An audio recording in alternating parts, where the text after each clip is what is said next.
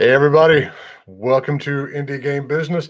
I'm flying solo today. Dan is on one leg of his cross-country trip, and so he'll be back in a couple of weeks. But we're still here. We've got Karl Kontus today from VG Insights. Karl, welcome to the show, and tell us a little bit about how you got into this industry and what your career has done up to this point. Hey, yeah, great to be here. Honestly, like more than a year ago when I first started listening to your podcast, I thought maybe one day I could be on it, and now I am. So that's fantastic. Yeah, a little bit about myself. I have been a gamer for a very long time. I started on NES and had a Game Boy Color and all that stuff, but mostly on PC side. But I never really thought, and I've heard this a lot actually in your shows, I never really thought about gaming as a career for me, mostly because I thought you have to either be able to code or be a creative person and be able to draw or design, and I did not know how to do any of those things. But I was always interested in business side of things, and therefore I decided to kind of do my degree in economics and finance and go from there.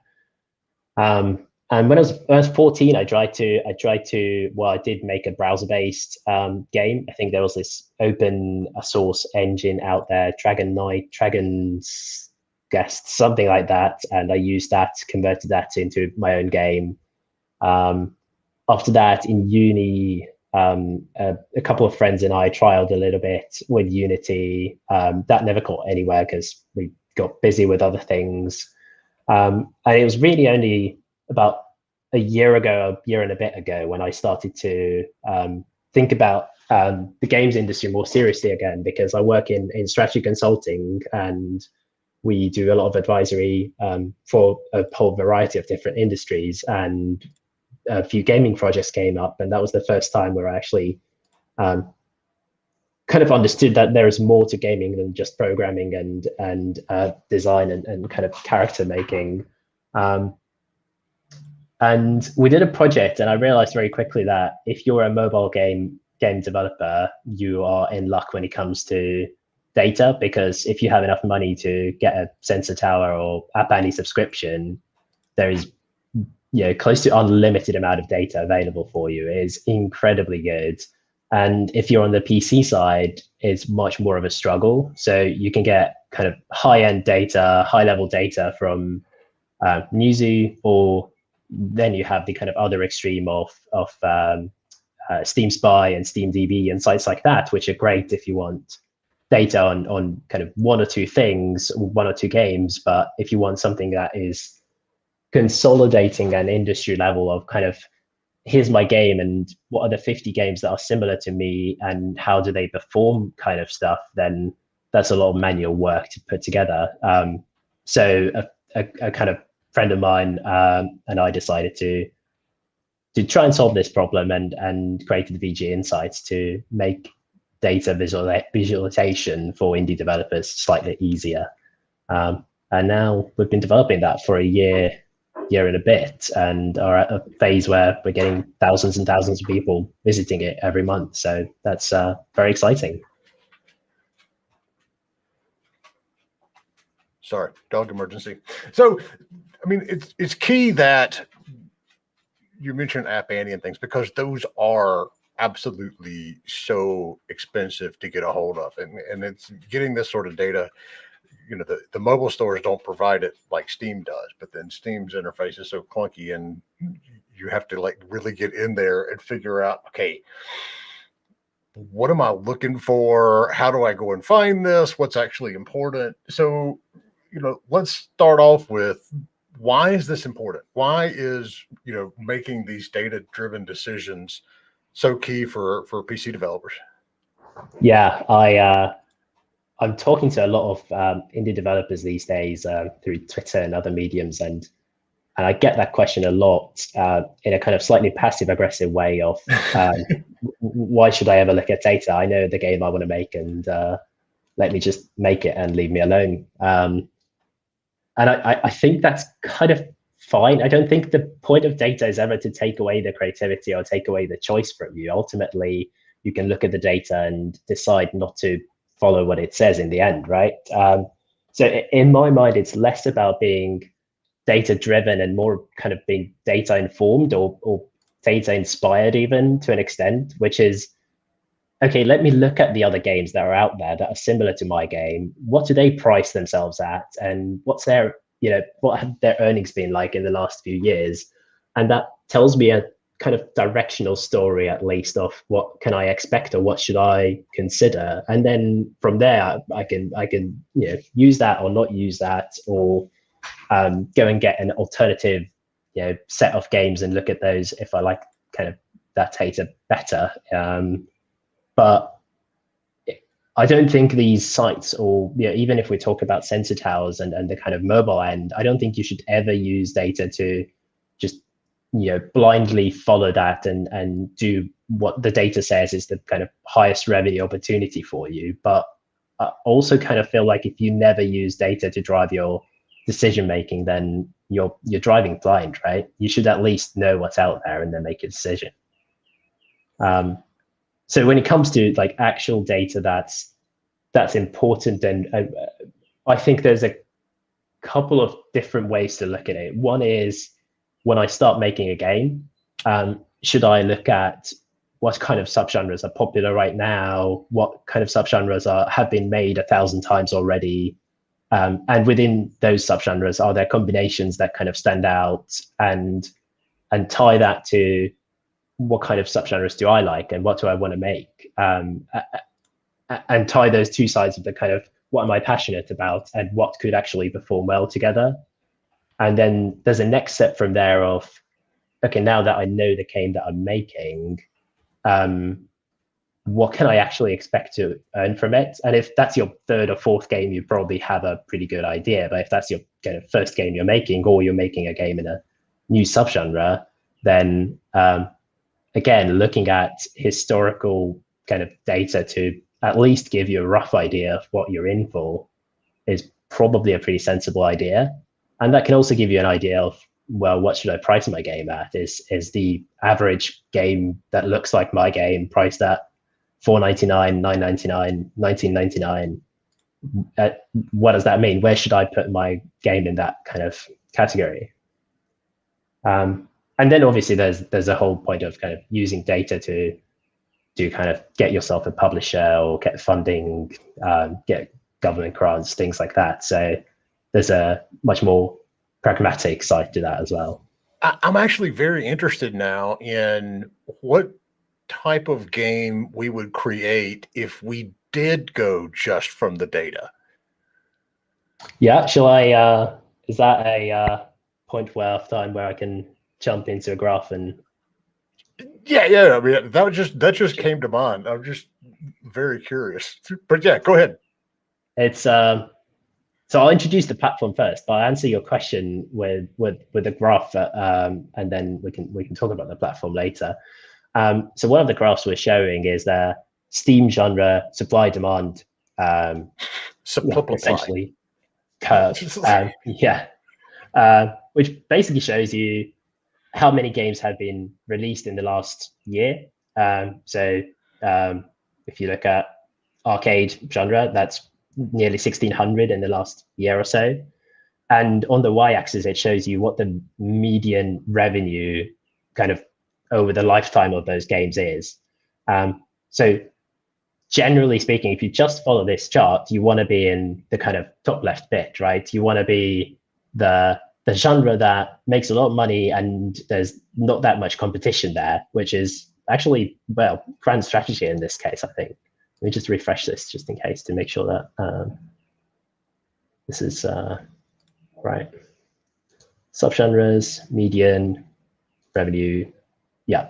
So it's 4x games. So it's a grand strategy games essentially, where only 38 games that have been tagged as 4x in Steam were released in the last year or so, but the median game makes about $240,000. So that's a pretty sweet deal. I think the thing that this chart obviously doesn't consider is how long does it take for you to make a puzzle game versus a grand strategy game, and the investment involved is probably quite different. So again, this is a point of no data is ever going to tell you the perfect answer, and you should always consider the different drivers behind there. But it gives you an indication, right? You probably want to be somewhere in the kind of top left bucket, whether it's open world survivorcraft or colony sim or turn-based or city builder, and probably less so on the puzzle side, because ultimately it's just really tough to make a successful puzzle game that stands out from the 1900s other puzzle games that have been released in the last year alone, right? So here's the catch then. So how do you factor out, I mean, if the median game is pulling in 240 or something like that, how do you factor in the outliers, like these gigantic AAA games that, honestly, indies can't compare to? Yeah, which is, if you look at the average of that, the story goes to, well, the average open world survivorcraft makes 28 million. Is that the right metric to use? Should I expect to make 28 million if I'm creating an open world survivorcraft game? Probably not, right? Because it's super tilted to the AAA and a couple of games, the Valheims of, well, I was going to say, I think Valheim might have something to do with that. Yeah, even Valheim is not at that level actually yet, so I don't actually know what's driving this. But certainly the average is probably not the right metric to use. The median's a better one, because that at least half of the games in the 4X genre have made 240,000, and that's a pretty good estimate. But again, does a solo indie dev ever make a grand strategy game? Maybe not. So it's inherently, the whole subgenre is probably more tilted towards larger teams, or kind of double A, maybe triple A end of the spectrum. So there is that to consider for every subgenre.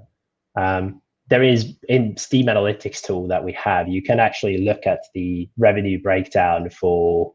So if we looked at if I'm looking at the subgenre of 4X games and I'm looking at the revenue breakdown by percentile, I can get an idea of what does that actually mean. Yes, the 50th percentile of games make something like 200K. The top 1% make 250 million apparently. But there's a whole bunch of a fifth of the games that make something like $6,500. So you have to think about, where do you expect to be on that curve, right? So you can probably, if you're an indie dev with a 2-3 people studio, you can probably not expect to be in the top 10% here. That's just fairly unrealistic, unless you get an incredibly good publisher deal with a super unique idea. It's just going to be quite tough. So there's again the element of, how do I read this data and what does this actually mean, and sense checking that, or talking to other people and getting their opinion of what that actually means. So we've actually got a question from Nightwolf already. Is there a genre for streamable? Since that may skew results for minigame statistics, do those outliers get completely removed from overall statistics and data gathered? I don't think we have streamable as a genre here, but I think there's a tag streamable, right? So we could actually add that. That's a good idea. And then you could exclude that from the data. Right now, how genre analytics works is it excludes all free games. And I think what else does it do? Yeah, I think that just excludes the free games. That's the only criteria we have on it right now. So it includes games that are, AAA, and includes games that are complete hobby games that, maybe got 5 reviews, and that's all their mates that ever played the game. So how do you weigh, the median supply and demand versus competition? It's like, I'm sure if we did a search here on a Metroidvania, it's going to show, good profitability, but there's also a shit ton of those games. How do you factor that in?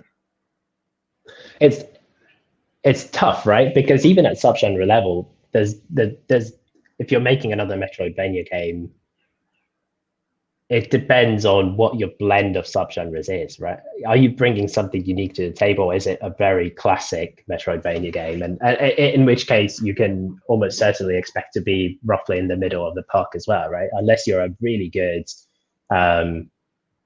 marketing guru that can do an excellent job of getting it in front of everyone.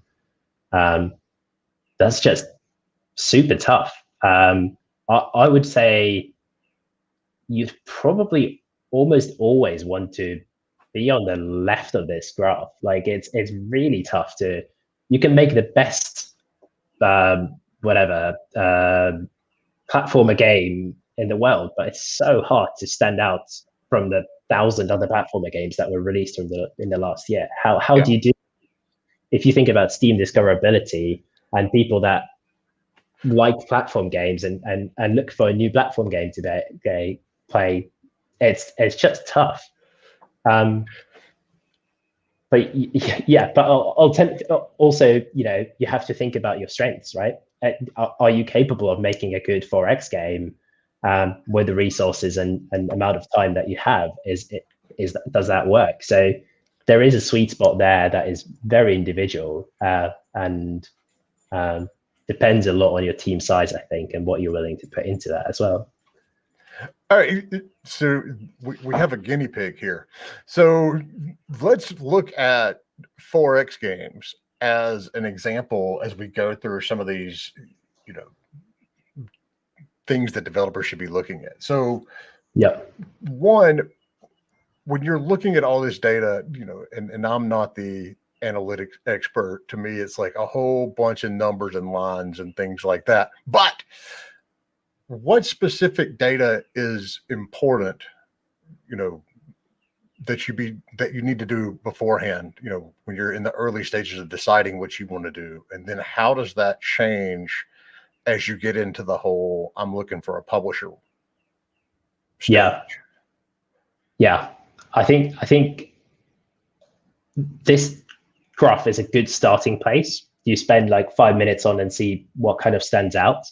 I think ultimately what you want to do, and I'm using just VG Insights as an example here because I feel most comfortable with that, but we have a tool called Steam Analytics that allows you to filter down the 58,000 games on Steam right now to the subset that you want to look into. So if we're looking at 4X games, for example, I'm going to choose the 4X subgenre, and which isn't something else here.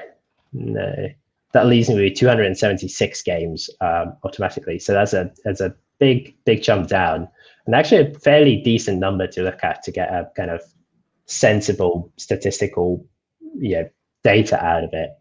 And then the things that you'd really want to look at, I think, when you consider making the game is, first of all, what's the real sales potential there, right? Which we already looked at on the other graph, but you can also look at it at a percentile level.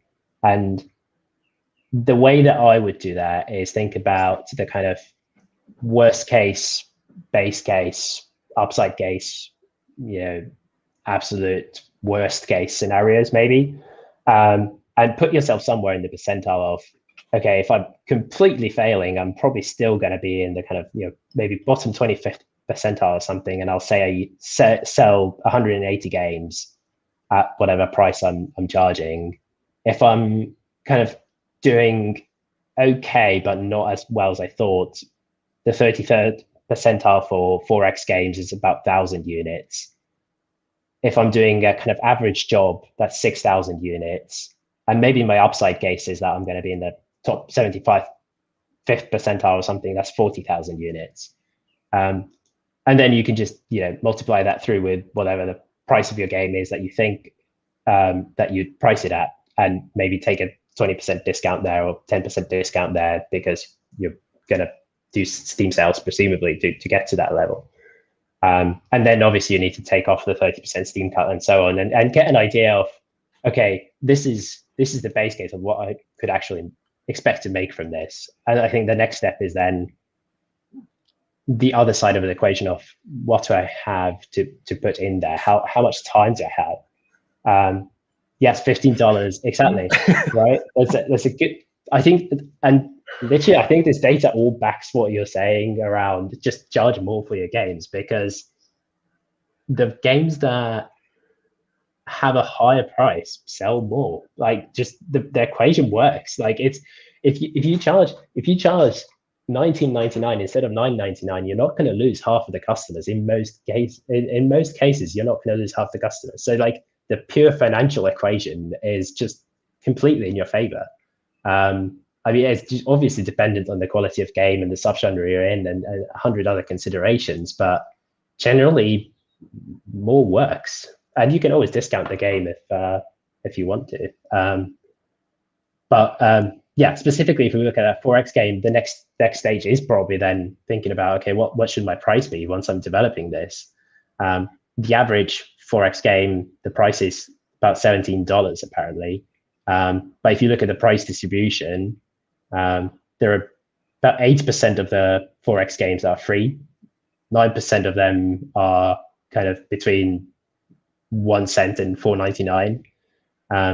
But actually more than half of those games are charging at least $10 or more, which I think 4X is probably one of the highest average price points that you can see in subgenres on Steam. And it makes sense. These games are generally very good quality. There's a lot of time and effort has been put into them, so people charge more for it. So I know y'all are like in active development on this, and it's not 100% finished. So I'm going to ask questions, and if it's not a feature yet, just tell me to shut up and quit asking. Can you filter by release date? Yes, you can actually. You can set the release date to be whatever you want, really. So do everything from 2018 on. Yep. So because the general rule that we have is that data that's more than 2 years old is just that's fair. There. Yeah. And now we're down to about 100 games, and actually the average price hasn't changed that much. I can't remember what it was before, but it was around 17 before as well, I think. I suspect what you'll see is the average revenue or the median revenue has gone down because just the lifetime of the game. There's less years to earn. Yeah. All right. So Div's got a question for science. Show turn-based games, since there's so many RPG maker / story-driven games that end up falling into this category.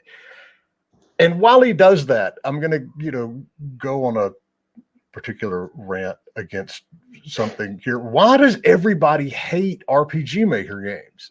It's like, if it's a good game, why the hell does it matter if it's made in RPG? I've never understood this argument. Everybody wants to shit on RPG maker games, and I'm like, one, they're giving new developers more tools to learn their craft, but two, why does it matter? I mean, it's not like every game out there has drop dead visuals. So yeah, anyone who wants to pick that up in chat, just hit me. All right, so what are we looking at now, Karl? So we've got turn-based games now, released after 2018. Average price, 13.5. Actually really well rated on average. People seem to like turn-based games. 80% general upvotes. And what are we looking at revenue-wise? Median turn-based game makes about $25,000. Let's try and remove the free games here. Let's put minimum price as 0.01 and see what the paid games are like. So yeah, so median turn-based game, 43,000 revenue. Top 1% makes 35 million. So I guess you kind of want to be in the top 1%. That's pretty nice. And there's like the bottom 10% make less than $1,500. By the way, this revenue estimation here is all based on the box lighter method of number of reviews times I think 50 is what we're using here. So it's not the most kind of complicated algorithm in the world, but at the level of looking at 100 games, it actually works reasonably well. We've done a lot of tests here and there on comparing the that method versus actual sales where we have the data, and it's pretty good. So now I'm arguing about RPG Maker in chat. So hold on. No. What's the chat there? Devoran says that, RPG Maker is an easy tool that people can focus in on the story and forget the gameplay and graphics since it, quote, handles it for them. And I said, yeah, but you can make that argument about literally any other engine. I mean, that's what Unreal Blueprints help you do. And all these, the tool set, the stores on Unity and all that sort of stuff. So anyway, that's neither here nor there. That's just my little, why is everybody always hating on RPG Maker rant? So when you're going through and looking at all of this stuff, what are the major red flags that you need to be looking at? Well, as in, I'm starting to make a new game. Mm-hmm. I'm going to check the data first. What tells me, maybe I should reconsider. I think the two major things are that you can really easily get out of this data is if this game's been released 1,000 times before and I don't have a unique edge to that game, I'm not taking a very different approach to it. What's gonna tell? Why would I do that? And why would anyone buy that if that's been made 1,000 times before? And if it's for like a learning purpose or whatever, that's absolutely fine. But if you're actually trying to do it for even remotely commercial reasons, that's kind of a big red flag to me. I think the other one is looking at the median revenues. I think the third one is looking at the average price actually for those games is pretty indicative of what people are used to when they look at games like that. So if you're making a platformer game, I don't want to hate the platformer games, but there's a lot of them released and the average price is really low. And you want to charge 20 quid for your platformer game, is that going to be something that is appealing to the people that love playing at platformer games? Probably not, because they're used to paying $4.99 for it or less. And that means that your actual revenue potential is immediately kind of lower. I think these are really the three things that to look at. I mean, you can also look at the number of games released over time and see where that's trending. If I'm looking at turn-based games right now, it seems like not much has been released since July or August last year. It's actually trending downwards, and part of that is probably we got this March COVID spike here. Everyone immediately released their turn-based games, apparently. So when you're looking into ways that you can stand out, have you all got it in here where they can, I don't know, flip by sub genre? So if you're going for a roguelike turn-based game. Yeah, we can do that. Let's see what that looks like. Oh, do you want to give the breakdown of why a roguelike is different than a roguelite? I don't really know. I do. I just did a report on it, actually. Hold on, let me dig it up. I don't remember. Okay. But go ahead. Yes. So if we're looking at there's a lot of roguelike games. Roguelikes are extremely, popular right now. But then if we blend that with, a turn-based strategy. Yep. Maybe we can do turn-based strategy as well. I think it's separate to turn-based. Let's see if that does that change anything? Not too much. There's 80 games like that's been released, and a lot of them are in the $10 to $20 range actually. Doesn't seem too different from just a normal turn-based game. It's fairly similar ballpark, but actually it's been a lot more popular recently.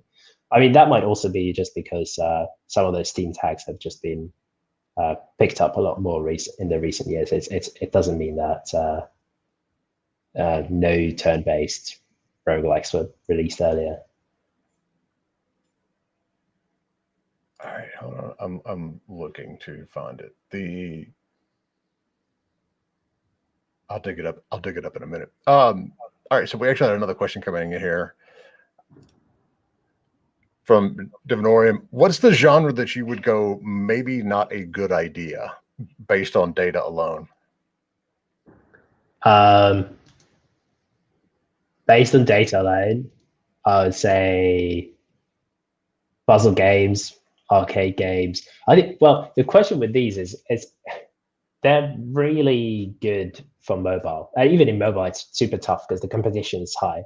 But I don't think PC players have ever properly picked up puzzle games as a kind of way to spend time. Certainly, Steam people don't really seem to like puzzle games that much. If you think about what's an average Steam person likes to play, it's pretty much the genres that you have up here, right? It's another Paradox game that is a grand strategy in a different time period, or another simulation game or base building game. So all the games that are not your classic kind of games that appeal to the Steam specific players are games that you should be quite careful about. And that for indies, I think, includes a lot of like super artsy games as well, like doing a really beautiful story-based, kind of narrative-based game. It's like an art piece, but it's very tough to sell it on Steam. And I had this discussion recently on, do we think that subscription platforms will change that? Are you more likely to play those games if you kind of get it for free as a part of the subscription platform? Where my thought was, yeah, absolutely, I would play those games if I could just get them for free. But I think I had this discussion with Chris Zukowski actually a couple of days ago, and he said that the first initial results from Apple Arcade are basically no, like it doesn't save you. It's not a magic cure for like narrative games, because it seems like they're still not played, even if you get it free as part of the platform. So there are just some games that don't work with some platforms, and some games that just are generally very niche. So to derail quickly, I found my notes on the roguelike versus roguelite. Roguelike has a definition according to some conference they did in Berlin, and it's literally called the Berlin interpretation. The higher you score on this ranking, the more roguelike you are. The lower you score, the more roguelite. High value factors, it has to have a random environment generation, it has to have permadeath, turn-based, grid-based, non-modal. So movement, battle, all the other action takes place in the very same mode. Resource management, complexity, but that's a fairly general one.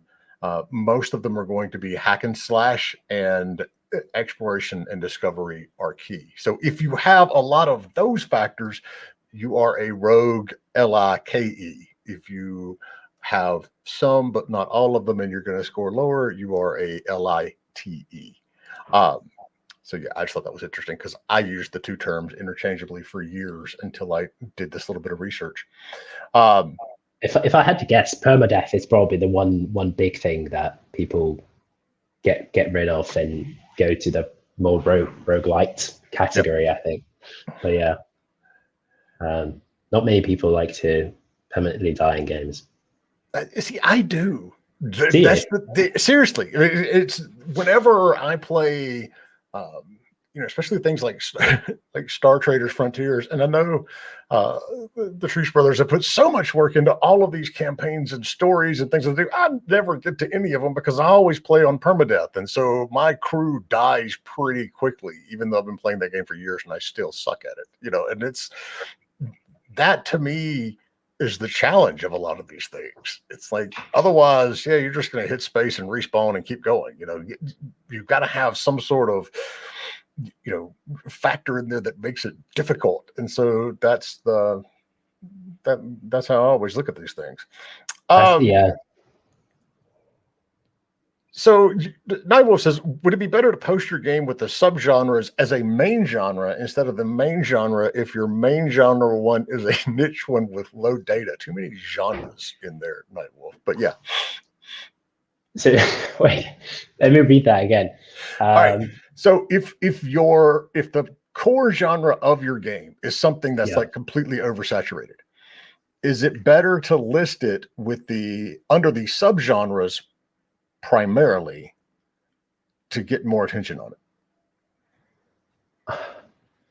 See, this is the point where I'm not super confident about this. But it feels to me like the smart thing is definitely to mention both, right? And that's where you should.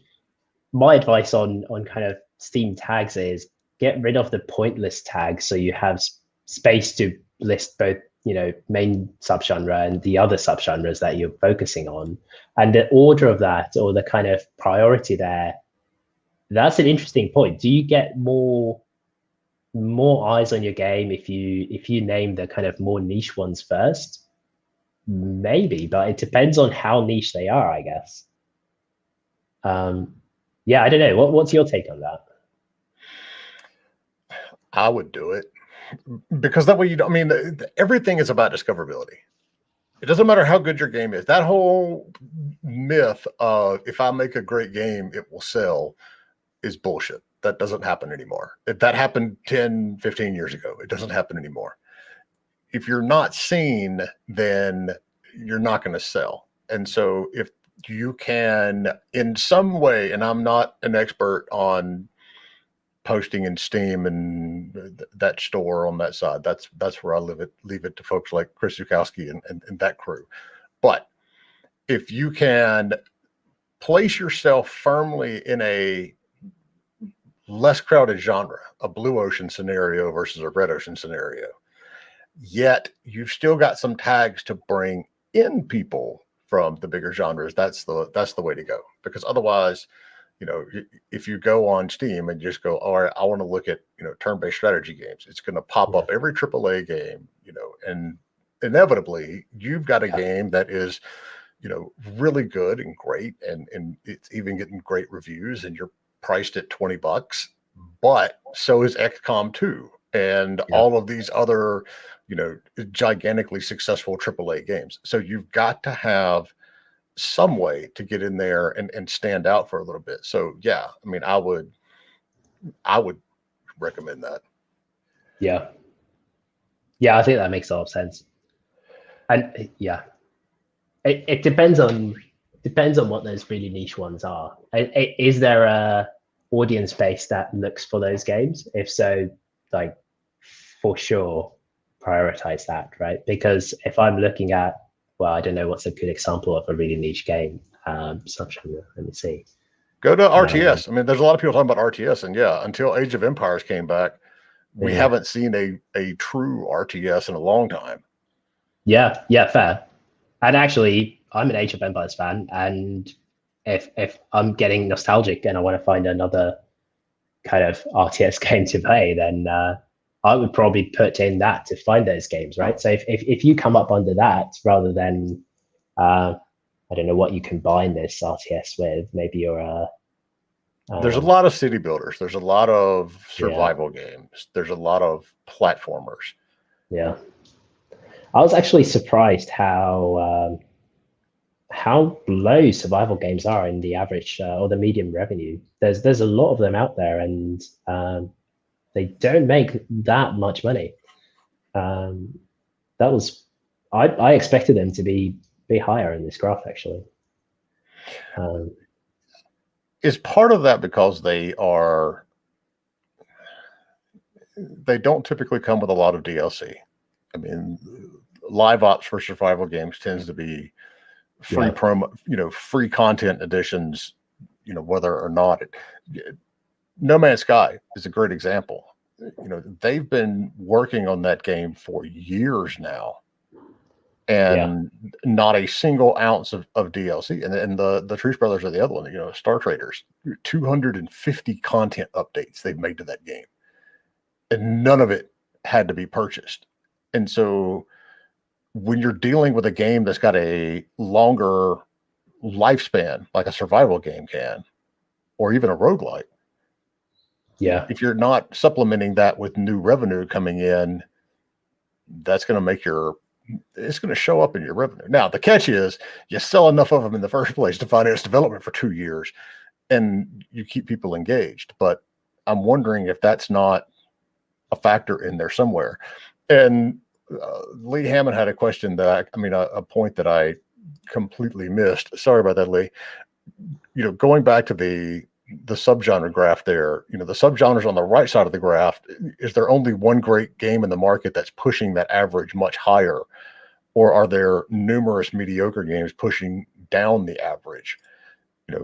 Can you say that the quality of the games on the right side of the graph are, quote, trashier, making the average very low, since platformers and puzzle games are easier than on the left of the graph? Yeah, I think that the way to think about this is also, what was your first game? It was probably a platformer game that you made, right? Or something in that category. So for sure, this median here is brought down by the huge amount of developers that try to make a game in Unity. It was a platformer game, and they've never made another game. And that definitely distorts the graph here. And I think one of the things that we're going to add soon is the ability to filter out those games and look at the kind of subset of games that you would expect to be in, to kind of take out the real triple A's that distort the picture, and take out the games that never got more than, I don't know, 20 reviews or something, and look at what the graph looks like then. What's the graph look like at the level of kind of the games that you'd expect to make, and which subgenres are doing better in that case. I think it just does change the picture a little bit. So real quick, what filters do you all already have in place on this? So for genre analytics, we currently don't have any filters. You just see the picture as is. The tool that has a lot of filters is the Steam Analytics one, where you can look at kind of one subset of games at a time, where you can use the main genre. Is it a single player or multiplayer? What's the subgenre? Is it a roguelike or roguelite? The theme, which is also based on Steam tags, it's kind of, is it a sci-fi or medieval themed game? Art style, 2D, 3D, cartoony, pixel. Is the character first person, third person? And then we have a whole bunch of stuff on release and performance related filters as well. So you can look at the different, is it a full game or is it early access? When was it released? How many languages and what languages does it support? How many reviews has it got? What's the average positive review? Kind of, do you want to filter out anything that's got less than 50% positive reviews, for example? Is it a AAA, AA, or indie? So how do you define AAA, AA? So this has been a fairly manual process, actually. What we did first is we looked at the top earning publishers, and I think we went through the top 300 or something, and then just classified them manually. Is this a AAA publisher? Conventionally agreed AAA publisher.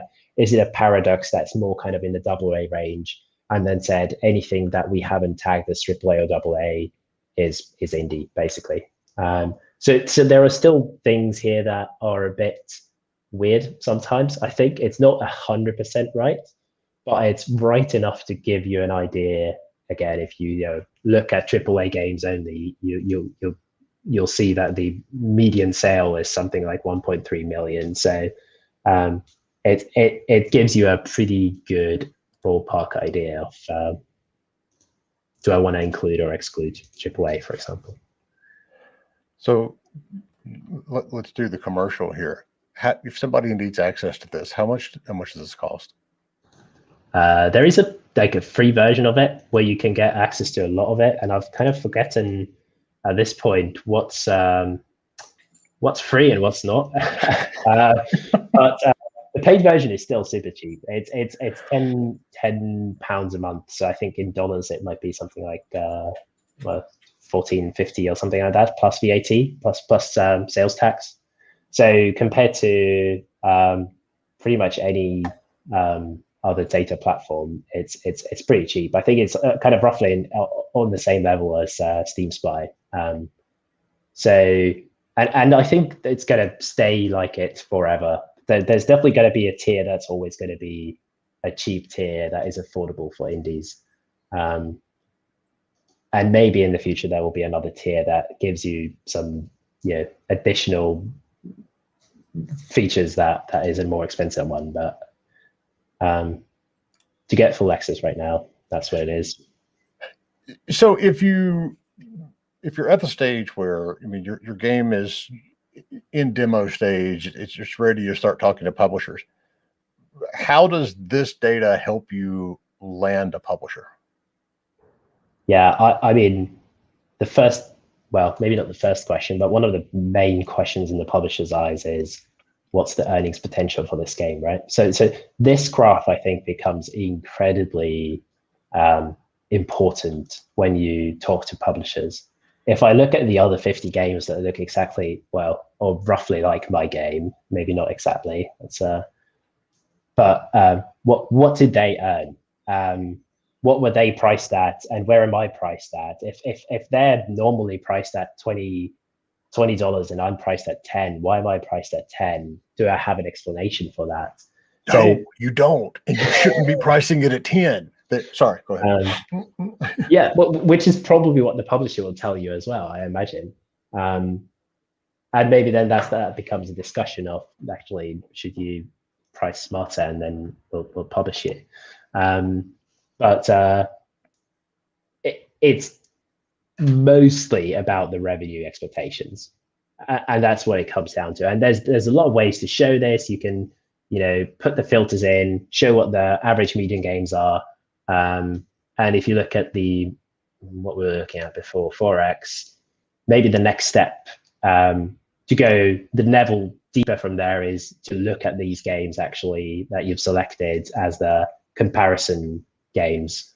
And I've currently put in all 4x games, so you probably want to exclude Civ games unless you're very ambitious, and even then probably you want to exclude them,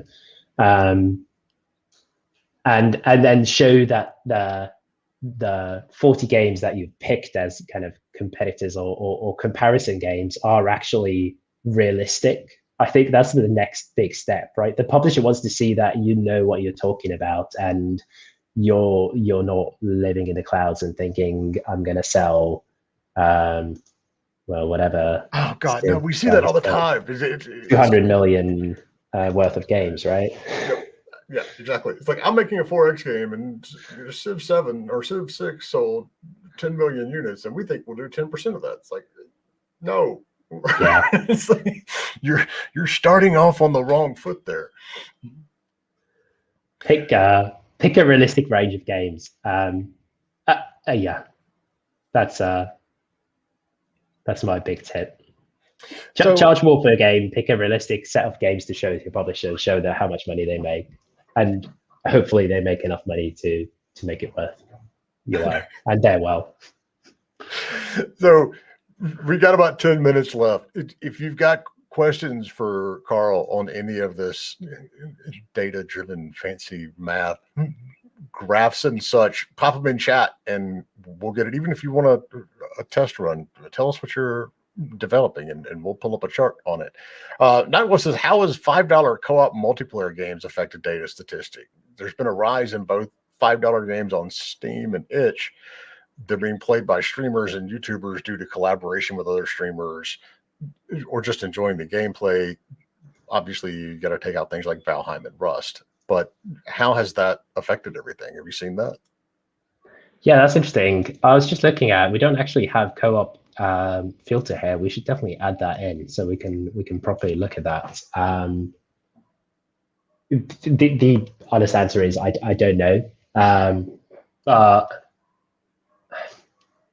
I kind of think that to an indie developer, streaming has had a smaller impact than you think it would, because it's so consolidated in the top end. There's like 5 games that get all the views from streamers, or what? But maybe it's 10 games. But It's less than 20. Yeah. Yeah. Does it actually make a big impact to a indie game developer? I imagine not. You can try and target to be in that niche, and it's probably smarter to kind of again tackle the niche end of that streaming. Don't try to copy Among Us and think that you're going to be the next big streaming thing. Maybe go for a 4X game that people also want to watch. There's a streaming audience for that. But I wouldn't think it's a game changer, really. I think it's yeah. And keep in mind too, we're not tracking anything from itch.io. All of this stuff is coming from Steam. But this is why when you're doing this research, you've got to take out the top and the bottom, because otherwise all your data is going to get completely skewed over to what Rust is doing, like someone said. And it's not realistic. I mean, that's not the world that you live in. And even a publisher isn't going to look at it, because they know that it's not realistic on their side.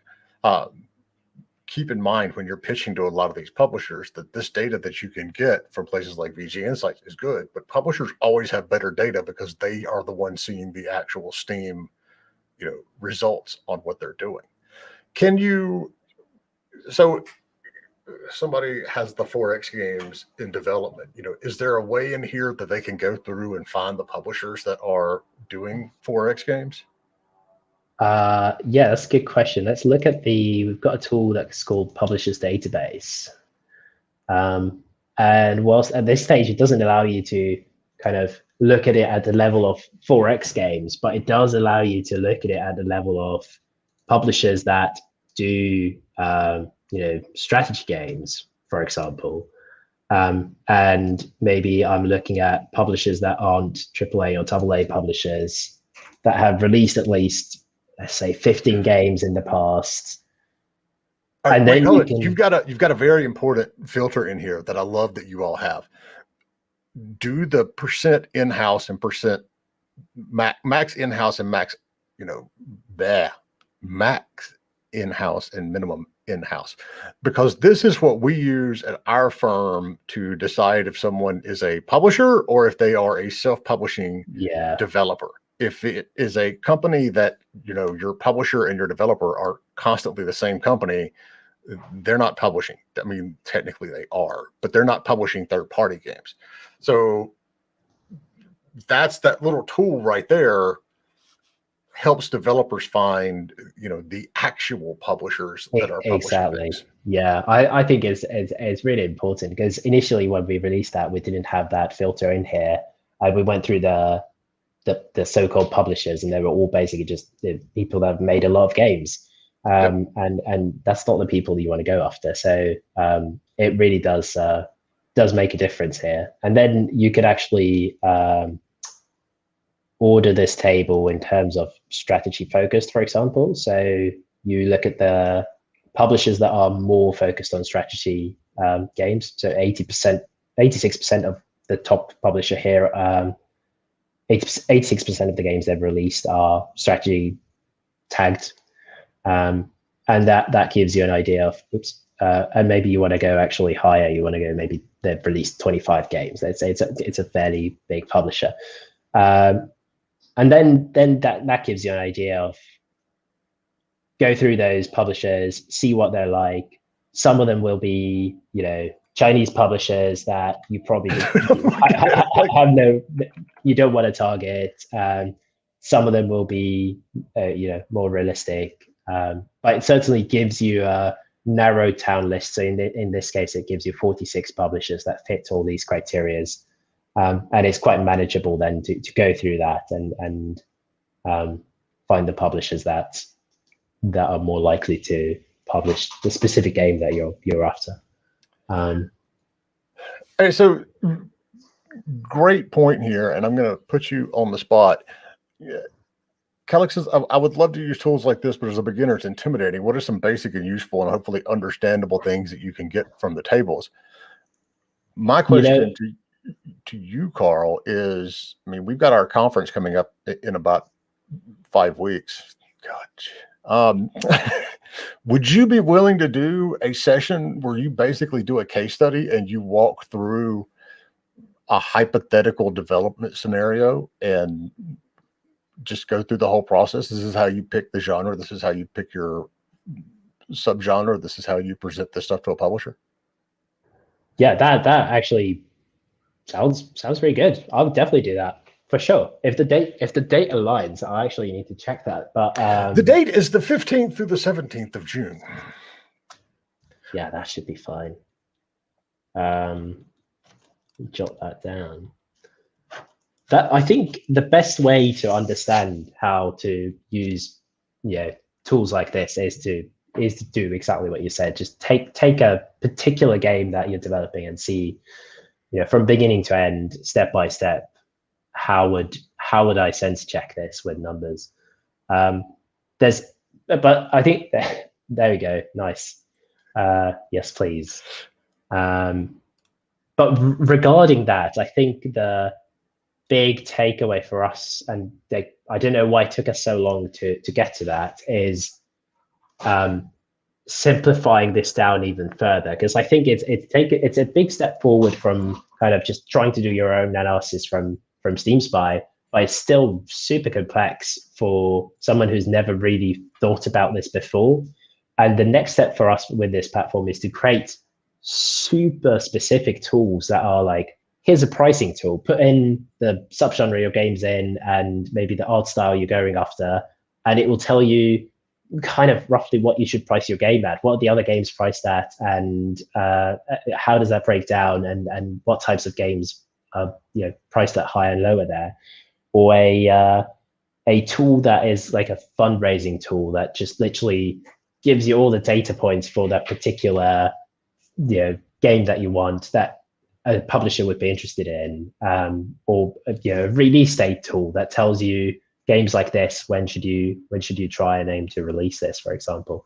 Something that kind of takes it one step at a time and shows you a simple, elegant way to the answer, rather than ability to filter it 1,000 ways. All right, we've got a technical question here. Oh, not working. Trying to log in, it's not using Google, it's not working. I've seen a couple of other people have this problem before, and that's because they had their ad blocker on. I don't know if that's something that is causing this for you, but it might be one of those things. I don't know why ad blockers sometimes thinks Google login is an ad, but yeah, it's like you don't even have ads on here, so no, they're literally, yeah. All right, you two, try to disable your ad blocker and then try to get in. Let's see if that works. And if not, then you can send me the browser you're using and stuff like that, and we'll look into that. Yes, and Karl is offering $10,000 to everybody who finds a bug. I'm kidding. Not on this stage. The look on your face was awesome there. That was. I'm pretty sure I could earn £10,000 many times over. You can't submit your own bugs, Karl. That's but no, it is something to keep in mind. It's like it's not as deep in development as something like Steam Spy is. So there are going to be catches here and there, but there's some really cool things that they do that I don't see on some of these other platforms, and that's why I wanted to get you on here and have you talking about this stuff. So, all right, and keep in mind, Divinorium and Lee, Karl's also on our Discord, so you've got questions, you can post them in there too, and he'll be able to get back to you. Yeah, they're having issues. All right, we'll figure that out later. It's working for me. Works as intended. Like, I like that answer. It works for me. So yeah, if you're not on the Discord and you've got questions and you just want to be part of a really supportive community full of everybody from students just coming out of university to executives over at Sega, Nintendo, and Sony, go over to discord.gg/indiegamebusiness. That's where we all are, and that's where we're helping folks out. Karl, thanks so much for putting this together, because it's a very clean interface. It's a very easy way to get in there and, start looking at some of this stuff. So this is all Patreon funded right now, right? Yeah, it is. It is. Yeah. All right. And so what's that Patreon address? We'll put it up in here. Yeah, that's a good question. We don't know. That's the I got it. Oh, you've got it already. Okay, yeah. So Patreon/VG Insights. That's what it is. Okay, that's what. There we go. It's right there. Nice. Click in chat, and we've got it. We've got it live. Yeah, I mean, it's a tool that I made for myself, because I don't know if you kind of realized this in the last hour, but I'm kind of a data nerd, so I love to look into that stuff. And then once we started making this, we realized actually this might be interesting for other people as well. So yeah, I'm hoping other people will find this useful. If so, let me know. If you feel like there's missing things in here or you find the bugs, I won't be able to give you $10,000. I will fix the bug, so that's something. Which is worth $10,000. So it's kind of like, payment in kind. Exactly. All right. Well, like I said, if you've got questions, pop them over to discord.gg/indiegame.business. We appreciate everything that all of our fans and users are doing there. And Karl, thanks so much for putting up with repeated postponements to get you actually live on here. That's wholly my fault. And keep up the good work, man. Really appreciate it. Thanks for having me. That's awesome. Good to be here. All right, y'all. We will be back next week, and make sure you go to indiegame.business and get your free pass to our event coming up in June, because you'll be able to hear all sorts of talks from Karl and a lot of other people that we're working on too. See y'all next week. Bye. Bye.